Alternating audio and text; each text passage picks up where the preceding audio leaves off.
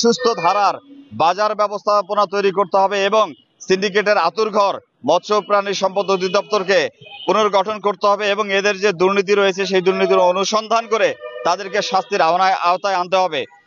6, প্রত্যেক খামারিকে বাধ্যতামূলক আধুনিক ও সমন্বিত ট্রেনিং এর আওতায় আনতে হবে।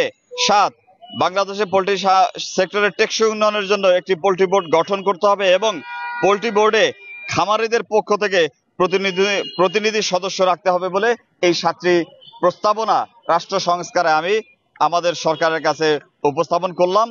এটিকে দাবি বলবো না, এটি প্রস্তাবনা রাষ্ট্র সংস্কারের অংশ হিসাবে। যেহেতু রাষ্ট্র সংস্কারের জন্য গণঅভ্যুত্থান হয়েছে, ছাত্র জনতা জীবন দিয়েছে, আমরা আন্দোলন করেছি, আমরাও গুলি গ্রেনেডের শিকার হয়েছি, সেহেতু সরকারের প্রতি পূর্ণ সমর্থন রেখে আস্থা রেখে সরকারের সহযোগী হিসেবেই আমরা সরকারকে রাষ্ট্র সংস্কারের জন্য এই 7টি প্রস্তাবনা গণমাধ্যমের মাধ্যমে আমরা এখন উপস্থাপন করলাম এবং আমরা কোনো প্রকার সভা সমাবেশ থেকে বিরত থাকলাম এবং গণমাধ্যমের পাশাপাশি আমরা আজকে সংশ্লিষ্ট মন্ত্রণালয় অর্থাৎ মৎস্য পশু সম্পদ মন্ত্রণালয়ের প্রতি ইমেইল যোগে আমরা আমাদের এই প্রস্তাবনা তুলে ধরব।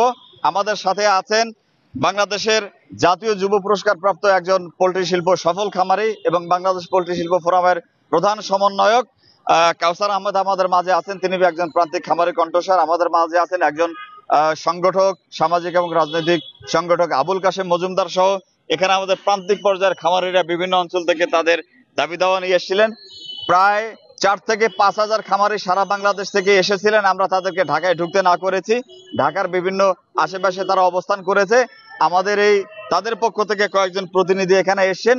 আমরা এখানেই আমাদের এই সংক্ষিপ্ত 5 মিনিটের যে বক্তব্য মিডিয়ার সামনে উপস্থাপন করে আমরা আমাদের বক্তব্য শেষ করছি।